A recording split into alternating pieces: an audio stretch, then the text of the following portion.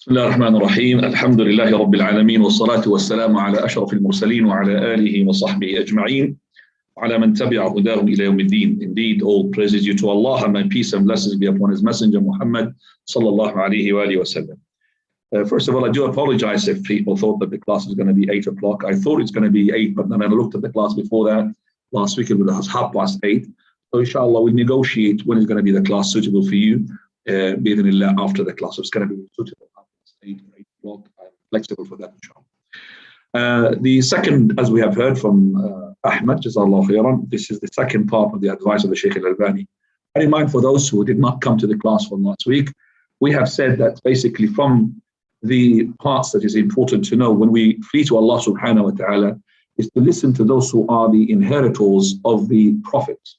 And the inheritors of the prophets are the scholars, because the prophets do not bequeath any money or any property. They bequeath knowledge, and the knowledge is being taken by those scholars.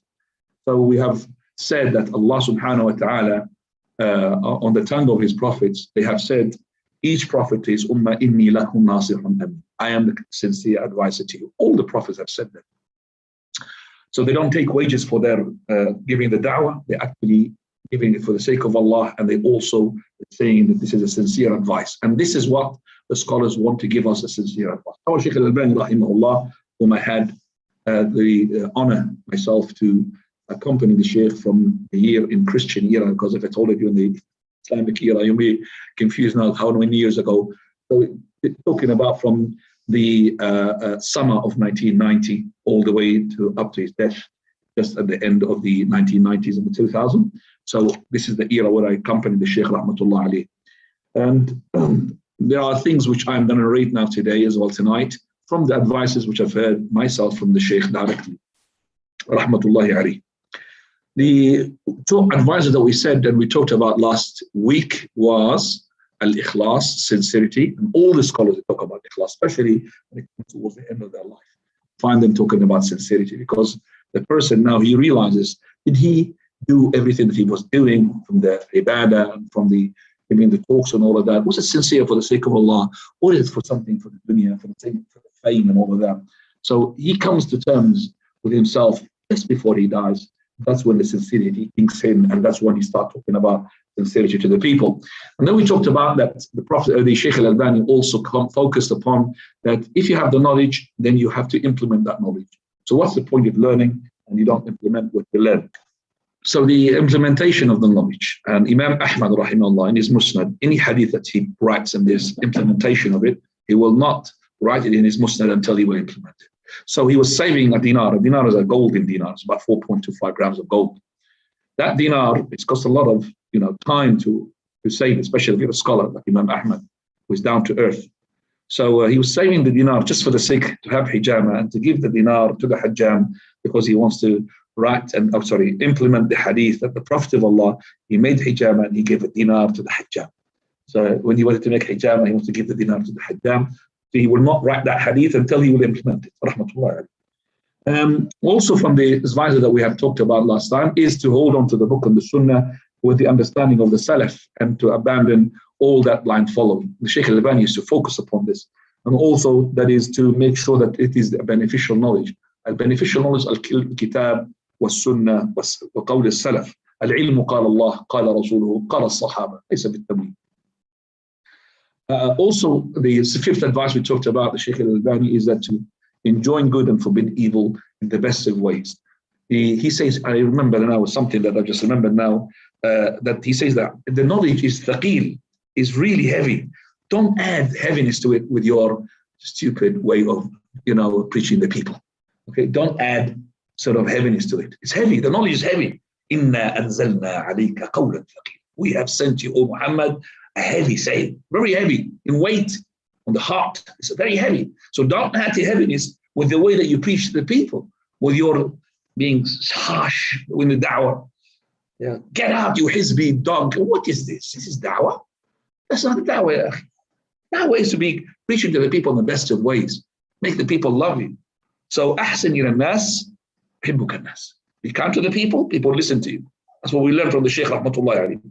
Also, the sixth, we talked about 5 actually. The sixth one which we're going to be talking about tonight is الثبات على المنهج السلفي, stay firm, steadfast onto the methodology of the Salaf. Sheikh Al-Albani used to say to us all the time, hold on to Tawheed, hold on to the manhaj, hold on to the Sunnah, cling to what the Salaf, the Sahaba were upon. And he used to all the time quote the following verses: والسابقون الأولون من المهاجرين والأنصار والذين اتبعوهم بإحسان رضي الله عنهم ورضوا عنه وأعد لهم جنات تجري تحتها الأنهار. This ayah I've memorized from the Sheikh Al-Albani, because the way they used to say it all the time.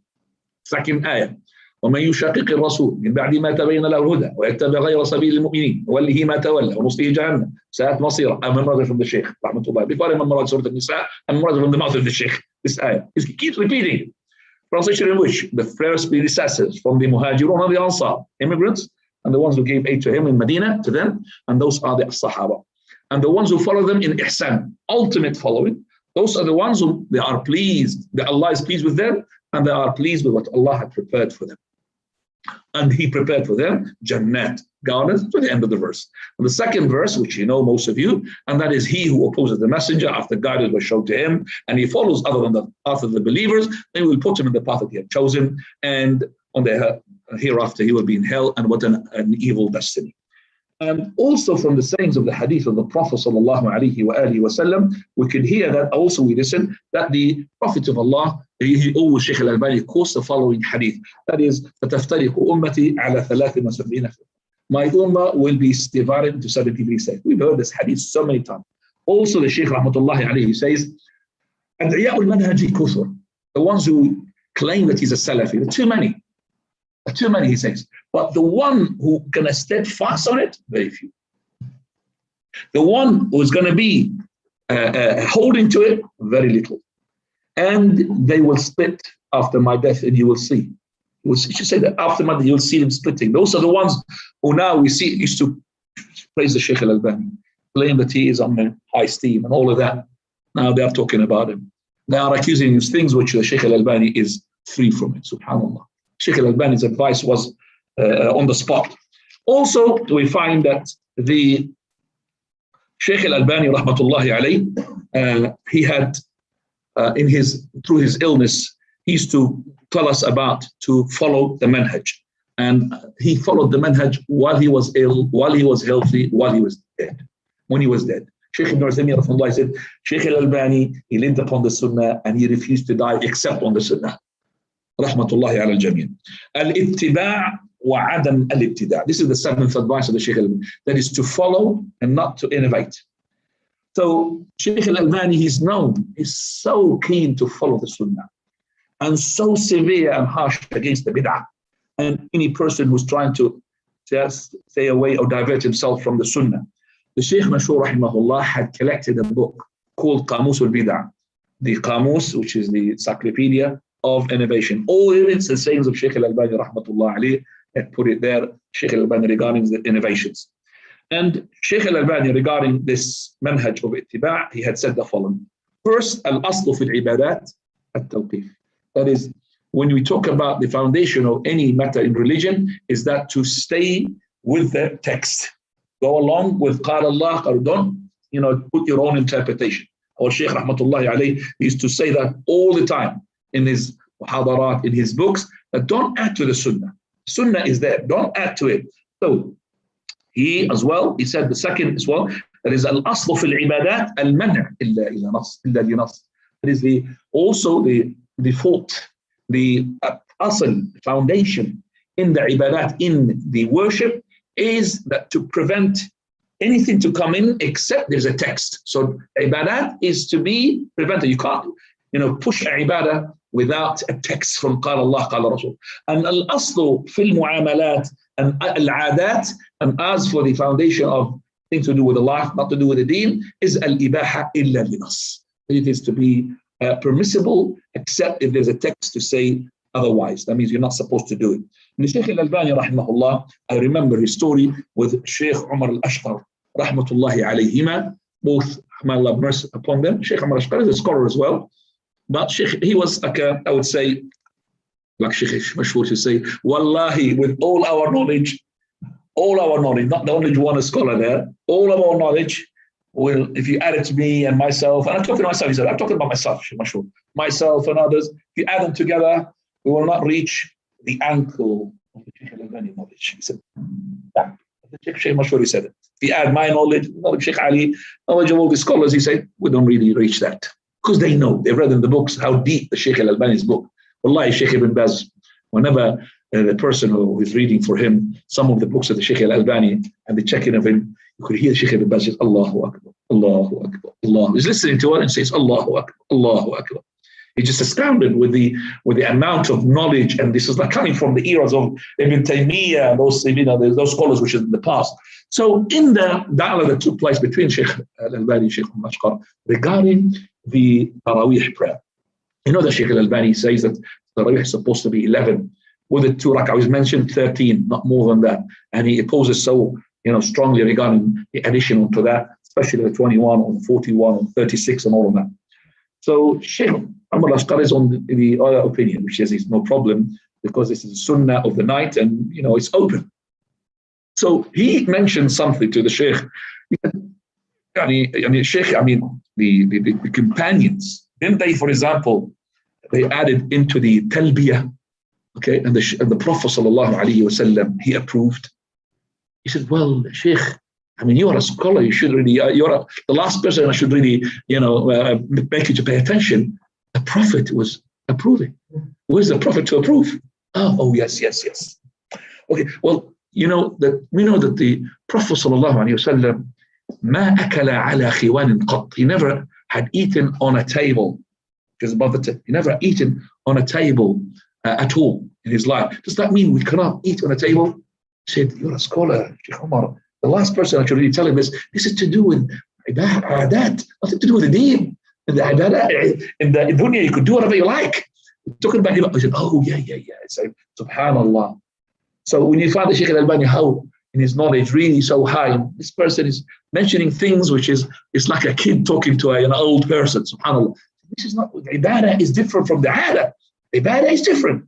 So he says, yes. So the Prophet ﷺ, whom he is keen to do the sunnah, and he implements everything, and he did not leave us anything that would get us closer to Allah except he told us. Yet in all his life, according to Aisha, whether in Ramadan or outside Ramadan, never exceeded 11 rak'ah. And with the maximum, which is with the 2 sunnah, it could be 13 rak'ah. He would never just, pray it once in his life to add, extra on that. What does that tell you? And he is the one who's keen to do, the best of the ibadah. Yet he never exceeded that. So why do we need to increase on something? Why do we need to increase on the rak'ah al-tarawih on the expense of shortening the length of the rak'ah? Why don't we just enhance the 2 rak'ah? Prolong it, just like the Prophet used to prolong it, do the sunnah. But now what we do, we shorten it and we add to a rak'at and shorten it really to make it too fast, very fast. 1, 2 rak'ah, 2 rak'ah. So the 11 rak'ah of the companions take all the way up just before Fajr. Now our 21 or 36 or 48, when we got this how many rak'ah, they finish in 1 hour.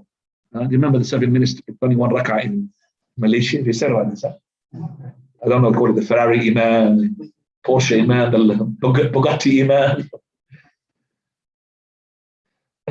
الرسول صلى الله عليه وسلم السلف used to say كل عبادة لم يتعبدها أصحاب رسول الله فليتعبدوها. Any worship with the companions of the Messenger of Allah did not worship Allah with it, don't take it as a tool or a ibadah. Sheikh al-Islam ibn Taymiyyah rahmatullah alayhi, he had brought this asl. الأصل في العبادات المنع إلا لنص والأصل في العادات الإباحة إلا لنص. This is a qaida principle had made, which is from the Sheikh Al-Albani, Sheikh Ibn Taymiyyah, also being reiterated by the Sheikh Al-Albani rahmatullah alayhi and the other scholars of the Salaf. And also the Sheikh Al-Albani said, Al-awrad wal-adhkaru tawqifi. They were talking about the word, the dua. This is tawqifi. Hold on to the words of the Prophet. Prophet said, إِذَا حَدَّثْتُكُمْ بِحَدِيثٍ فَلَا تَزِدُونَ عَلَيْهِ. If I give you a hadith, don't increase words. Bara ibn Azib, he was listening to the Prophet of Allah teaching him the dua when he goes to sleep. And in that dua, وَآمَنْتُ بِنَبِيِّكَ الَّذِي أَرْسَلْتَ. And I believe also in the Prophet that you have sent. So he started Mu'adh ibn Jabal, Bara ibn Azib, to repeat that dua until he reached that word, which is, and he said, وَآمَنْتُ بِرَسُولِكَ الَّذِي أَرْسَلْتَ. He changed the word from Nabiyyik to Rasul. And it's not a big change. Nabi means a prophet, and Rasul means a messenger. So he just said, well, I believe in the messenger whom you have sent, which is correct and sound. But the Prophet of Allah, he talked to him, he said, say, don't change. Don't change. Say, with your Prophet which you've sent. I have believed in the Prophet. Say the Nabi, even that much. That's why we say, Al-aslu fil awrad wal adhkar annaha tawqifiyya. You have to say it according to what is being said and being said by the Prophet sallallahu alaihi wasallam. Also, the Sheikh Al-Albani talked about abandoning the mubtada, the innovator. And this is a permissibility to abandon him forever. We have lots of texts which would say, for example, support us for this. For example, Abdullah ibn Mughaffal, radiallahu anhu, when he was telling his nephew about don't throw stones. And he forbade him. He said, the Prophet of Allah said, don't throw stones. For verily, the stone does not have an impact on the enemy. And it will not even win a war. It will not make a hunt. Okay, it will not. You can't hunt with it, because if you kill the bird with a stone, you can't eat it. It's dead. But it will poke the eye and break the teeth. So the boy, he stopped, and then later on he started throwing again. He said, I'm telling you, the Prophet of Allah said, don't do that. He's still doing it. I'm not going to talk to you forever. He did not talk to him. So Hajr al-Mubtada, to abandon, boycott the innovator. Also, Abdullah ibn Umar, he was saying to his son, one of his sons, could be Salim, and he was saying that the Prophet said, "La tamna'u ima'akum masajid." Do not prevent your women if you want to go to the masjid. So his son, he said, "Wallahi lanamna'u." By Allah, we're going to prevent them. Why did he say that? Because he wanted to oppose the Prophet of Allah? No, because he had seen that these women have done so bad that they should not go out to decorate themselves and beautify themselves and to put their perfume themselves. They should be staying at home. Just like Aisha, she said, if the Prophet of Allah knew what the women had done after him, he would have prevented them from going to the masjid. But Aisha, she's saying that how bad, because the Prophet of Allah is not talking from himself, talking from divine. And Allah is not forgetful. So Allah knows what's going to happen to the women. Allah knows what the women are going to do after the Prophet's death. Yet he made his Prophet to say, don't prevent the women to go to the masjid. If you want to go to the masjid, don't prevent them. So women at the time of Abu Hurairah, after the death of the Prophet, she came to the masjid. She was beautified. She was having perfume on her. Where are you going heading? Oh, slave of Allah. She said to the masjid, she said, Allah, by Allah, he's not sure. Are you sure with this? Go to the masjid. Yes, by Allah. Allah. Said, well, my companion, my Khalili, he told me, any woman, she had beautified herself. She put perfume on herself, and she went to go to the masjid. Her prayer will not be accepted until she washes that perfume, just like the way she washes herself when she's got a sexual defilement. So he did not prevent her, but he said to her, you're going to go there, salah is going to be invalid. You have to wash yourself. You can't just go to the masjid with this perfume, and any woman with perfume passes by people and they smell her fragrance. It's like what? A fornicator, as the Prophet had said. So Abdullah ibn Umar, he said to his son, I'm saying to the Prophet, Allah said, don't prevent the women. He said, you prevent them? I'm not going to speak to you. And Abdullah ibn Umar died, did not speak to his son. Hajr al-Mubtada. Seventh issue regarding the ittiba' is Prophet Sheikh Al-Albani had a word regarding the ittiba'. In Tamam al-Minnah, I'm quoting here, Sheikh Al-Albani says, al-ittiba'u as-sahih, the proper following of the Prophet is to stay with the text and rotate with the text. And then he says, وَعَدَمُ التَّوَسُّعِ, do not really expand on it, with qiyas, with ra'i, with what you think is correct. So he's talking about now an issue which is to do with, when you, in a prayer, a voluntary prayer, Salat al-Layl, and you pass by ayah, which has got, rahmah, mercy, you could ask Allah, oh Allah, irhamni. If you pass by ayah, istighfar, oh Allah, Lord, I seek forgiveness for you. So the Prophet, whenever he passes while he's in Qiyam Layl. So the Sheikh Al-Albani talking about taking this and implemented on the fard. He says not allowed, because only mentioned in the what? Salat al-Layl. Salat al-Layl, not in the Sunnah, not in the fard. So he says that do not now implement your intellect and you say, no, it's okay to do it in the fard. Because he said, if it was done in the faridah, the Prophet ﷺ would have done it. And if the Prophet would have done it, it would have been narrated to us. Listen to this. If this been done in the faridah, it would have been the Prophet would have done it. And if the Prophet would have done it, then the companions would convey it to us even conveying this has got more priority than conveying that he used to do it in the nafila. Conveying him saying this in the faridah got more priority. It's got priority to convey it while he's doing it in the sunnah. So the Sheikh Al-Albani's very powerful word here. Also, the Sheikh Al-Albani talked about, he said, علامة أهل البدع الأهواء والبدع. What is the mark that distinguishes the people of Ahl al-Bid'ah? What is the mark that would say that these are people are Ahl al-Bid'ah? So he quotes from Al-Imam al-Shatibi in his book Al-I'tisam. I would urge everybody to read the book Al-I'tisam. This book we have been taught by the scholars, by Sheikh Al-Halabi, Sheikh Mashur, and also by Sheikh Muhammad Musa, Allah mercy upon him. We used to come to our city and they teach this book, Al-I'tisam. He says, Al-Imam al-Shatibi, he said, wal-alim, the scholar.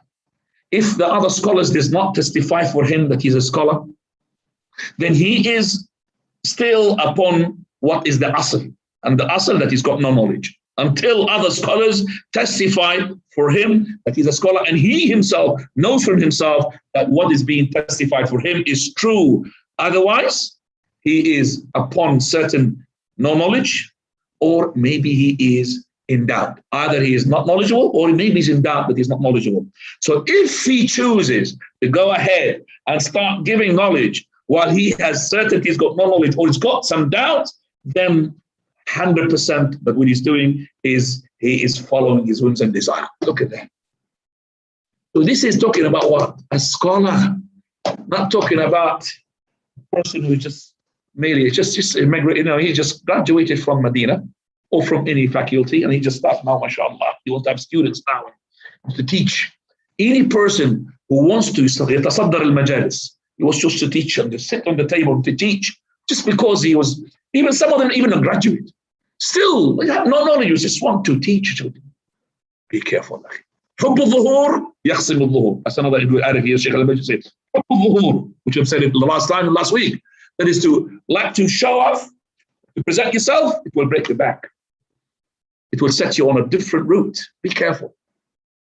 So this Sheikh Al-Albani said, look at this. SubhanAllah, he's elaborating on the saying of Imam Shatibi. He said, this is the advice of Shatibi to the scholar. So what is his advice going to be for those people who are he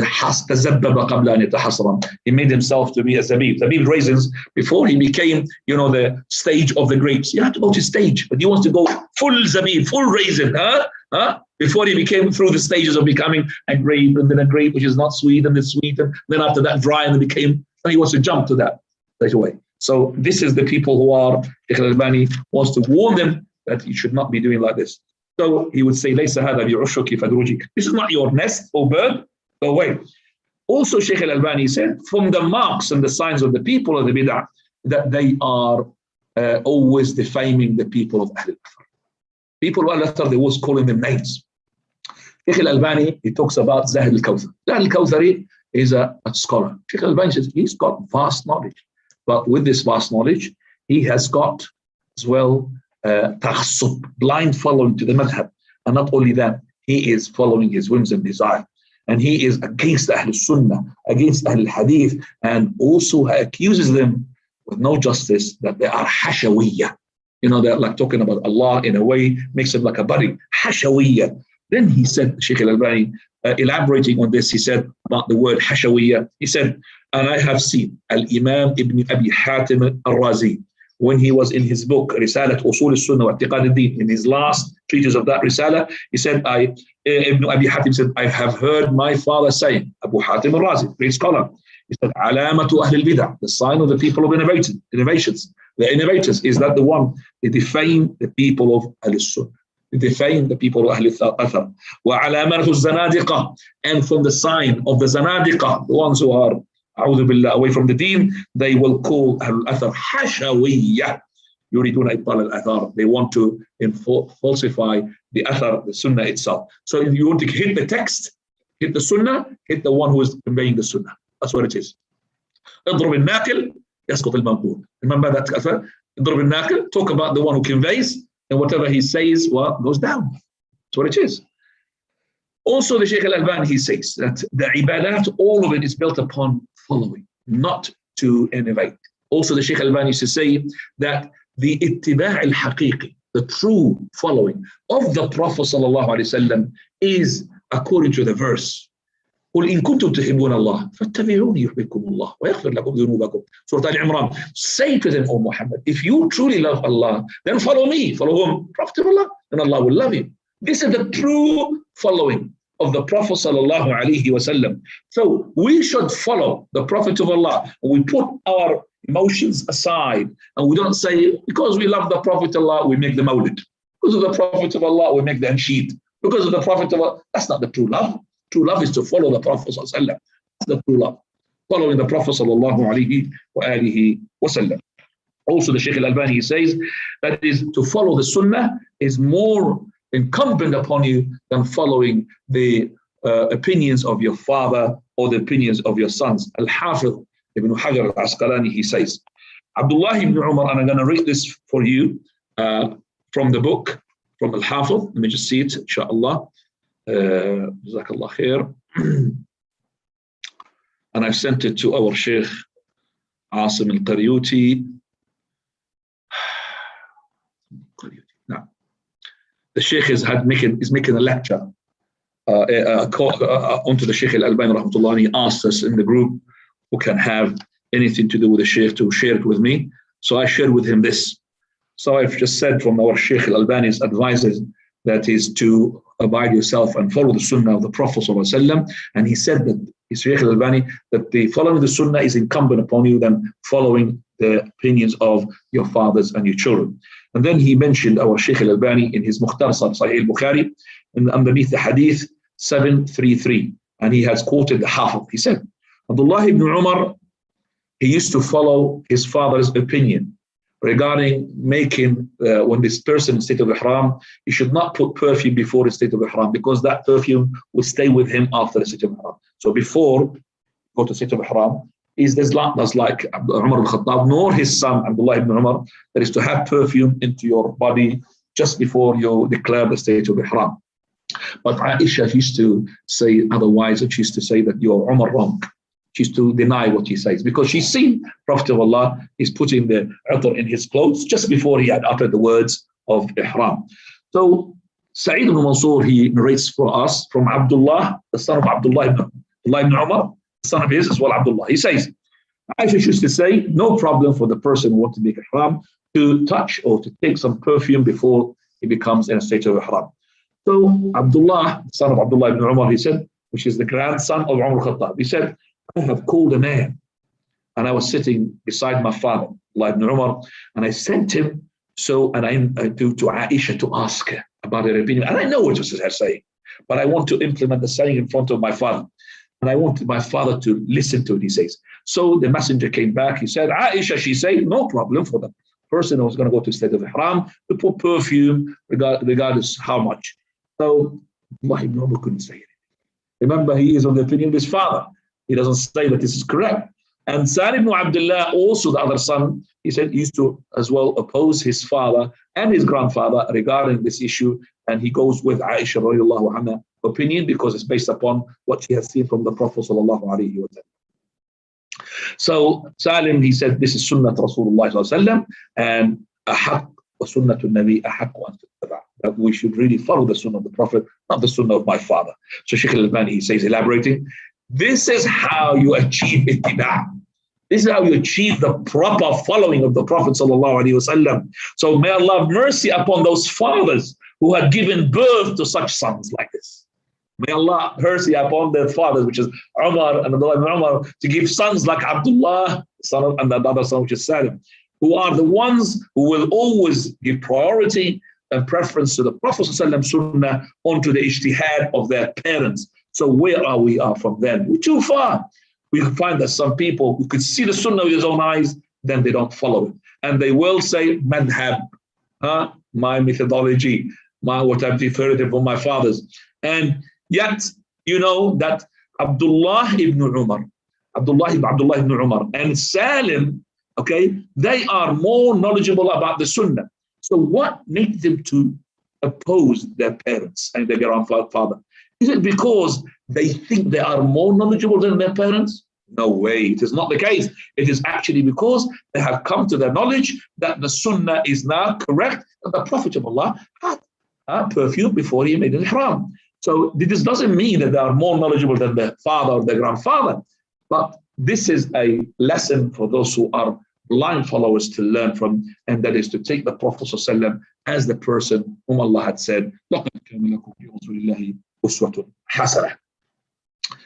Like also, Sheikh Al-Albani, he says, rahimahullah, al-ittiba'u al-khalis, to follow the Prophet sincere and everything is a proof that you love Allah subhanahu wa ta'ala. Sheikh Al-Albani, elaborating on the following hadith, Ya Aba Umama, O Abu Umama, the companion, Inna min al-mu'minin, verily from the believers, man yalinu li bi qalbuh. That is, whom his heart will be softened with my words. So that is, he softened, he loves, and this is because of the proper sincerity and the full commitment to follow the Prophet of Allah, nobody else. So the people who are making the mawlid, they should really refer back to the sunnah of the Prophet of Allah to prove that they are on a true love to the Messenger sallallahu alaihi wasallam. And that will lead them to the love of Allah Azza wa Jal. And the Sheikh Al-Albani used to tell us that if a person who has got a family, whom are there upon the people of the bid'ah, to make sure that he will put into his will, documented with witnesses, that he wants to be buried according to the sunnah and to be avoided all types of bid'ah. Remember that. So if your people, your families are on bid'ah, and you know that they're going to do some sort of ceremonies of bid'ah, make sure you put that into your document that I don't want this to take place, I want this to take place, so on and so forth. Also, the Sheikh Al-Albani, he says that is the al-ibadat muqayyada bi'adad. That is it is actually, if it's being, this ibadah is being attached to a number, and so we have to, that is to implement the number.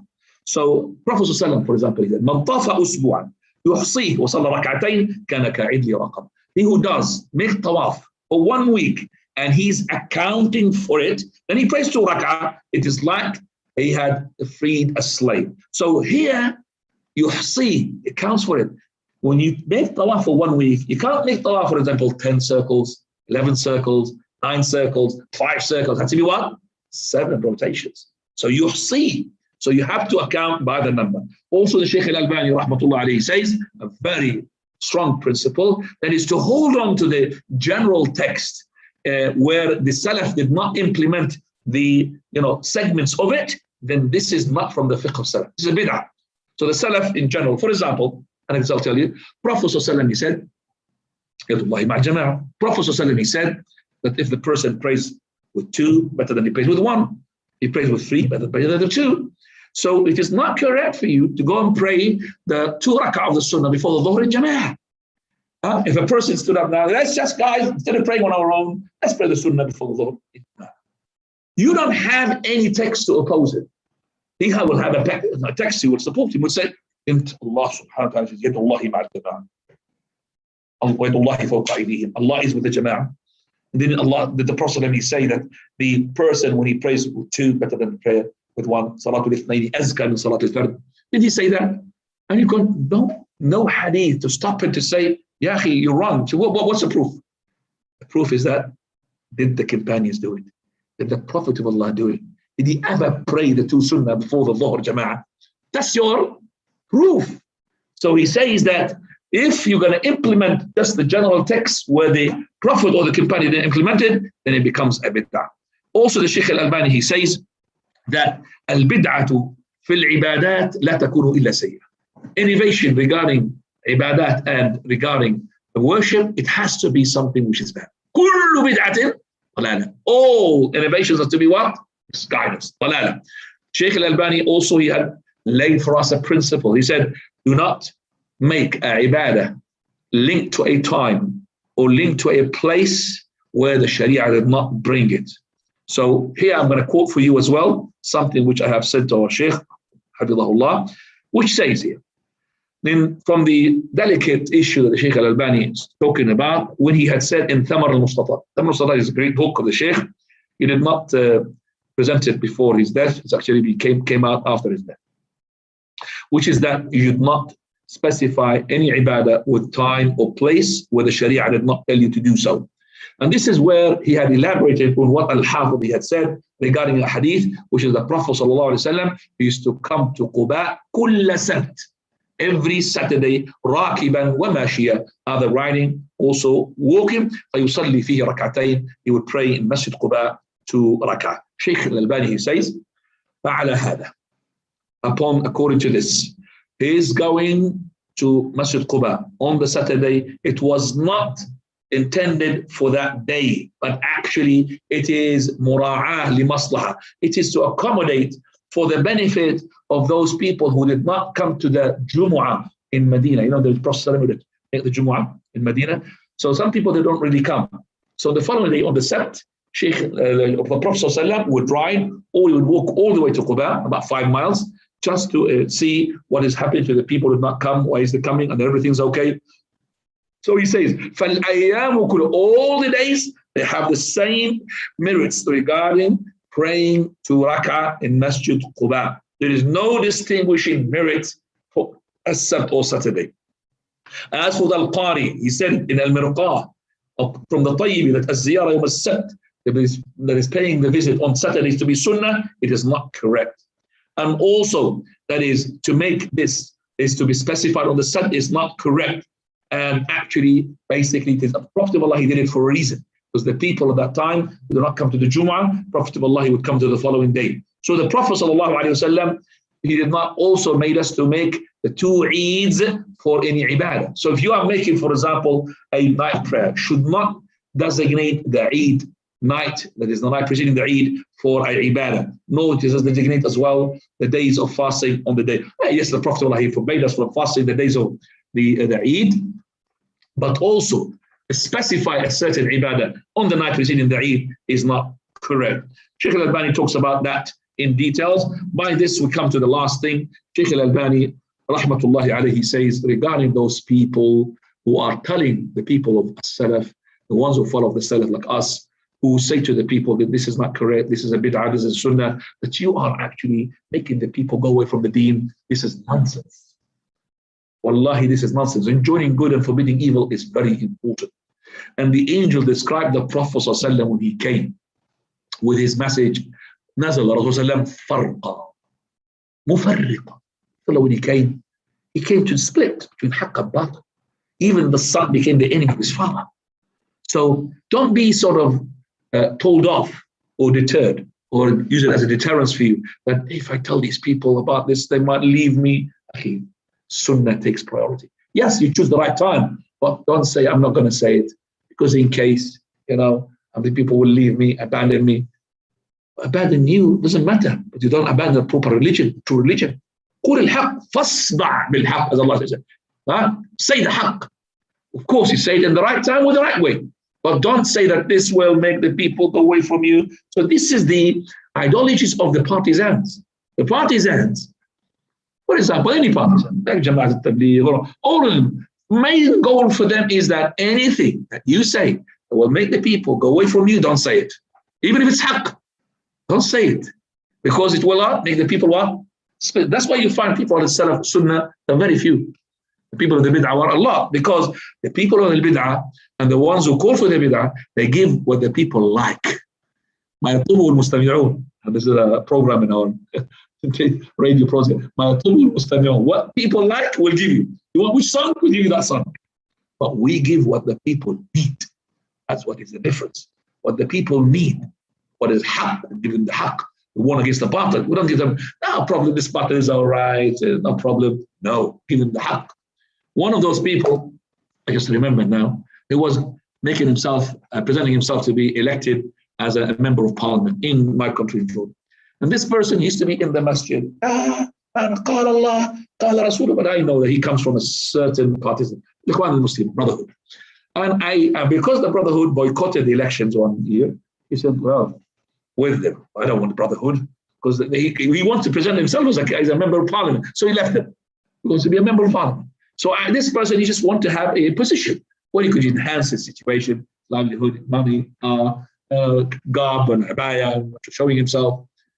Wallahi, outside the masjid where he used to give the talks, I was talking to some people. And then he comes. And as soon as he comes, I know that he comes shy from me. He's older than me, much older than me. But he's starting, and he shakes the hands of everybody. Why? Because he wants to present his face, Vote for me, vote for me, the election, vote for me. So I was talking about this issue that the person, because of his dunya, he will loosen and water down his deen and religion. So, for example, let me give you an example. He came in while he was shaking the hands. Yeah, his name is XZY. I'm not going to say his name. Such and such, but still alive. Such and such. What do you think of cigarettes? Haram or halal? There's two sayings regarding this issue. Because if you said halal, you please some people. If you said haram, you will displease some people. Politics. Yeah, they got two sayings of the scholars regarding it. So, subhanallah. Before it was haram, but now for an election, it's two sayings regarding it. Allah al-musta'an wa alayhi tuklan. And inshallah we'll stop here and we'll give you the time for the answers and the questions. That is for another 15 minutes. Come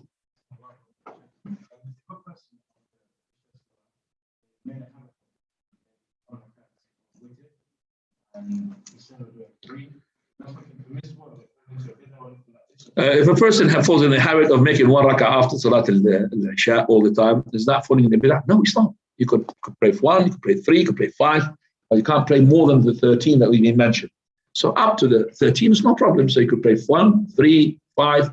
So a person regarding so if you haven't even prayed the whole witr, you're not going to be sinned. Remember, this is not obligatory upon you. And remember the hadith of that Bedouin man who came to the Prophet of Allah and he told him, what makes me saved from the hellfire, put me in paradise? And he told him about the faridah. He said, by Allah, by the one who sent me with the haqq, by the one in whose hand is my soul, I will not add anything to this. No time. So the Prophet said, if you want to get that person paradise, let him look at the example of this man. He's from paradise. If he abides with what he says, we're not saying here to leave the abandon the sunnah. The sunnah is a protection for your father. When you come to lazy time, you start biting into your sunnah. If you don't have a sunnah, you start biting into your farm. Be careful. Fadal.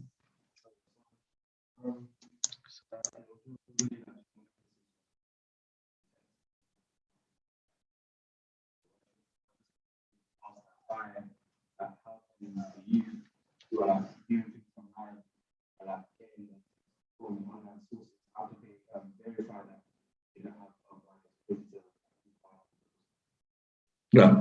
So basically, how can the youth gain the proper knowledge when we are swimming in oceans these days? Well, definitely the person, he has some sort of mechanism, or even it's not really that much, he would have some mechanism by which he can know some of the haqq. So if he hasn't got any whims and desires in his heart, and he is sincere to Allah, then Allah will put him on the path. Even if he was to ask the wrong person, he's exempted. He's not going to be sinned for that. So, for example, any person who doesn't know any knowledge, he knows, Sheikh Al-Albani well known. So he will just go to the Sheikh Al-Albani because he's well known at this era, this time. So he doesn't need to go and study all his books to know he's well known, because people talk about him, all the books talk about him, and all. So he's got some sort of tools by which he could distinguish. But we go further, somebody he knows a bit, so he could read now, and he could read, no, not like. So if he's got following the haqq, he will see by himself. And you are swimming in an ocean. So if we know that our goal is to satisfy Allah, then I have to follow the Prophet of Allah. And if I want to satisfy the Prophet of Allah, I have to follow those people whom the Prophet of Allah had championed. And these are the companions. So any person who champions the companions and talks about the companions in a good way, and these are going to follow. So down is the Rafidah, out of the window, because these people, they are defaming the narrators. For them, there is no Quran which is authentic. Even the Quran has been altered, according to what they say, because they talk ill about the scholars of the Sahaba. So they defame all these Sahaba except for 3, maximum 13. Okay, so they are out. And we talk about the people of the Salaf. So the Salaf are the people who are following other than the Salaf. So some people, they say, I am Ash'ari, I am Maturidi, I am Mu'tazili, I am Jahmi, I am Khawarij. Why they really not saying upon the Salaf? Salaf is the predecessors. وَالسَّابِقُونَ الْأَوَّلُونَ مِنَ الْمُهَاجِرِينَ وَالْأَنصَارِ. Are you following Abu Bakr and Umar? If you're not, I'm not following you. So now coming to another step. So I know all of that. I'm on Salaf, but I want to know which books and all of this. Since we don't have really the scholars these days around us and all this. Person needs to, make a good homework. Just like I tell him, he goes, for example, to subhanallah, to enhance his life. And he wants to, make his livelihood is much better and, upgrade his life. Why does he really make very good study about Bitcoin, about crypto coin? Mashallah, very good, 100%. It comes to his deen, how can we do it? SubhanAllah. When it comes to these things, they are really his master. You ask him about, for example, astrology. Oh, astronomy. Oh, mashallah, is the best. He will tell you everything. In details, how far is the sun, how far is the moon, and how far is and how big is the sun, and how big is comes to the deen. I don't know. Why is that? This is to show that there's something wrong with the person himself. So you're upon the deen, you're upon the haqq, sincerity in your heart, slowly, you go to the ladder. Allah Azza wa Jal will put you on a path in which you will see the proper. Allah Azza wa Jal, according to the Prophet ﷺ, من سلك طريقا يلتمس فيه علما سلك الله بطريقا إلى الجنة. If you seek properly a path where you seek proper knowledge, Allah will put you a path to Jannah. Guaranteed, inshallah. But if you got something there, I want to be managing, I want to be showing off, I want to put some horns so to charge other people with it. Oh, no. Then to a bull or something else. And then you're going to be chaos. You're not going to be on the haqq. You might even shave the beard and leave this deen or the whole deen. Allah musta'an. Now, is that Fadal?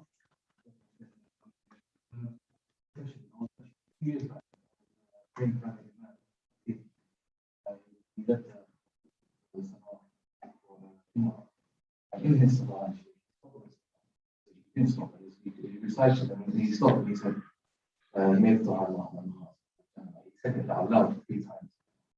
What's the stop that? Okay, so I would like, because I want to repeat the question to the people who are on the Zoom. So yes, we'd like to have the microphone and say it. I don't know if it's going to be audible to everybody there.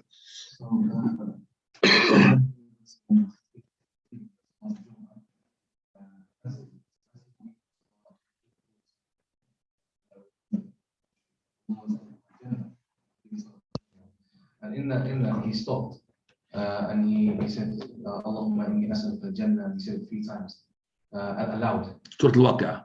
In Surah Al-Waqi'ah. Okay, right. So, okay, jazakallah. Did you hear that question, Ahmed? Sheikh, we heard the end part that he said. Because I've changed the microphone now from the microphone of the laptop to the microphone of the camera. Is it okay now? Alhamdulillah. Okay, so then everybody could hear everybody. Say something, please, brother. Just say salam alaikum. Salam alaikum. Can you hear him? Naam, alhamdulillah. Oh, that's better then. Because I use subhanAllah, the microphone of the laptop, somehow it does not pick up except for my voice. I don't know why. Yeah, it's just focused on me. But whereas if I use the microphone of this, okay, inshallah. Alhamdulillah, that's something which is a discovery tonight. Regarding the question, he says that there's an imam, he was reciting Surah Al-Waqi'ah, and he had said, Allahumma nas'aluka al-jannah loudly. Is that correct? We have said just now, we talked about that's asking dua, Jannah, or asking for mercy, or seeking refuge in Allah from the hellfire, or or seeking forgiveness from Allah Azza wa Jal while you are in an obligatory prayer is not correct. It is only in the Sunnah prayer, except for 2 places, which is the first one, Surah Sabbih Isma Rabbika Al-A'la. Prophet had been heard, Subhana Rabbi Al-A'la. And the other one, which is at the end of Surah Al-Qiyamah, أَلَيْسَ ذَلِكَ بِقَادِرٍ عَلَى أَن يُحْيِيَ الْمَوْتَى. Isn't he capable of giving life to the dead? So you say Subhanaka Fadala. Those are the 2 ones which you could see them, you could say them not just in the Sunnah, but also in the obligatory. Not other than that, it is not correct. As for أَلَيْسَ اللَّهُ بِأَحْكَمِ الْحَاكِمِينَ, Surah Al-Team, it's not correct. It's not authentic. But the sisters, we've got some here. What is free mixing? Well, free mixing is better called disaster mixing. Yeah, free mixing, I don't know. Free mixing, so disaster mixing. So what I meant by this is like mixing men and women. That's what it means. And without any dawabit, without some rules here. I think, Sheikh, when this is asked, my question is rather a definition, because when people go to like supermarkets and go to buses, they're trying to really find out what the definition is. What actually class of free mixing? Free mixing is the person when he starts to talk to girls on their own without the presence of their mahram, usually in contact with her, okay, where he could say things there, nobody can hear it except for her. So that's free mix. It's called like, we call it as well, al-khalwa. Khalwa means in your own. That's the free mixing. And this is a term that's been, given to education, free mixing. We don't say, for example, free mixing in supermarkets. We don't say that because you have in the markets all the time mixing, but called free. I mean, you could do whatever you like. No, yours called slave mixing, maybe better. Slave mixing, not free mixing. Free mixing, you could do whatever you like. I could get naked. No, that's not correct. You have to have rules surviving. But second one, if a woman wears niqab, wears niqab to a masjid, is the prayer invalid? Okay. Is the prayer invalid if you have perfume and you came to the masjid, perfume?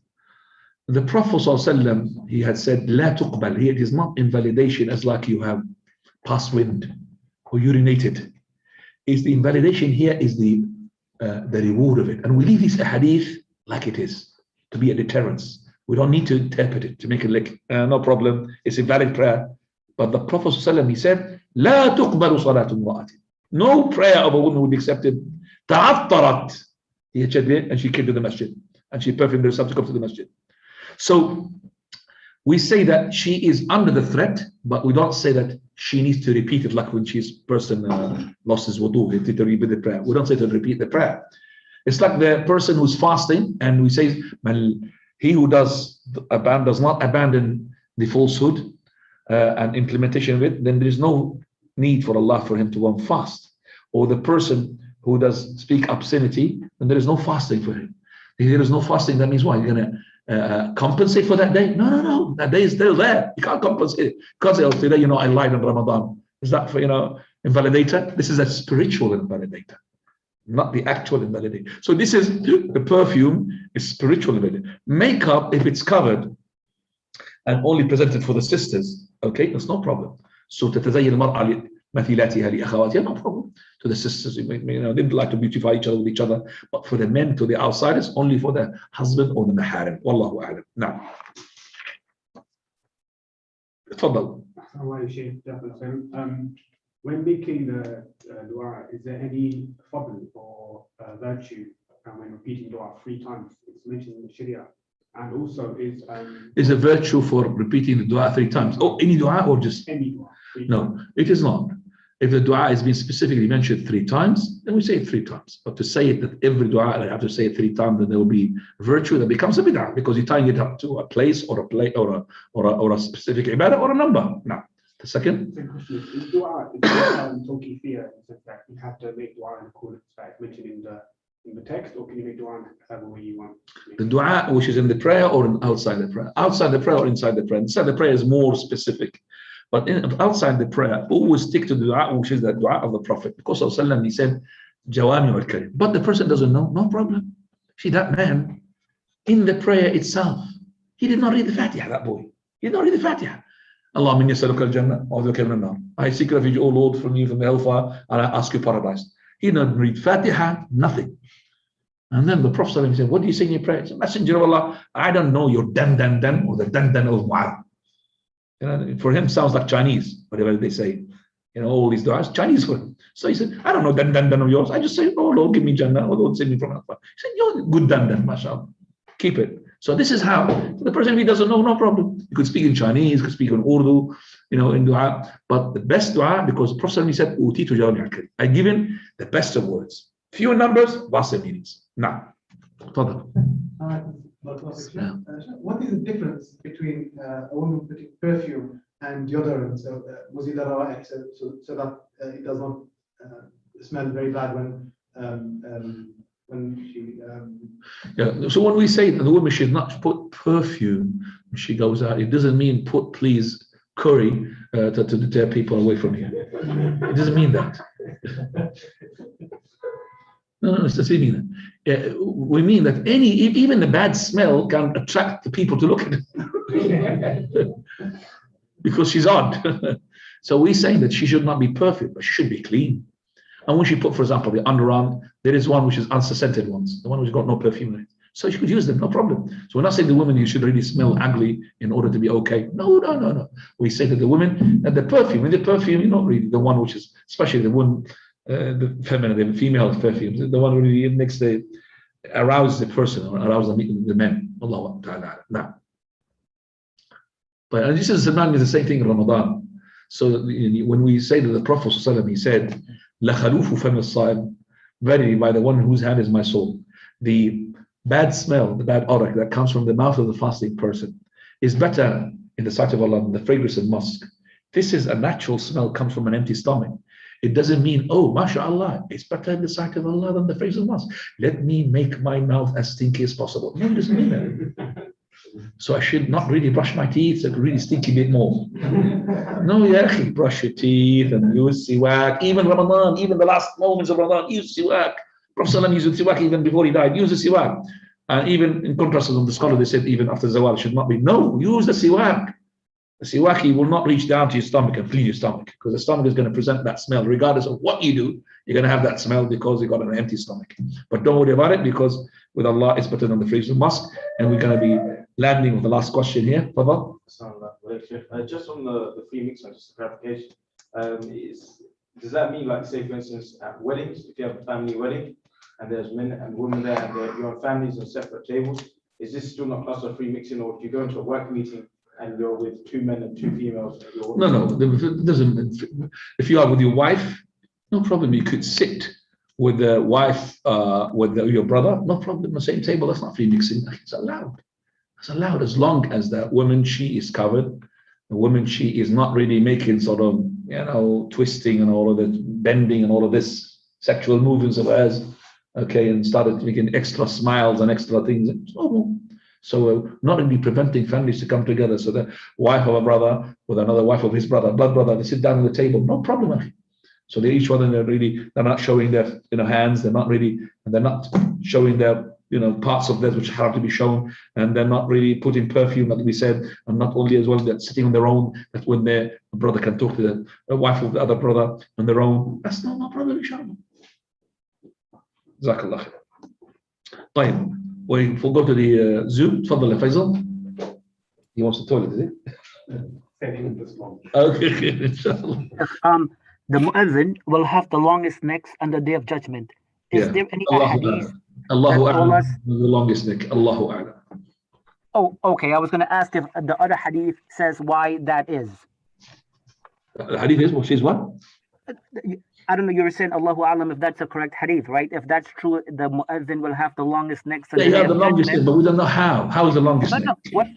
What's the virtue of that, Sheikh? Is that mentioned in other hadith? Yeah, what is the problem with a person who is doing wrong to one of his 2 wives, and he comes with tilted head, comes like this?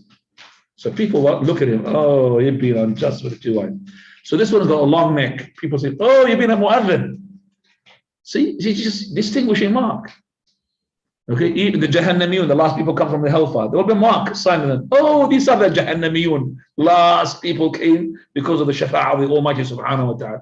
Just like they have like a necklace, no Jahannamiyun, no. So each people will be designated by this. So Allahu A'lam. I mean, we're not going to go, oh, there may be not many special trees in Jannah. Nobody can reach it except with the long necks. I don't know about this. So we'll leave it. Because we don't have any more interpretation about it. Now, let's go to Zuhra. Zuhra? Assalamu alaikum.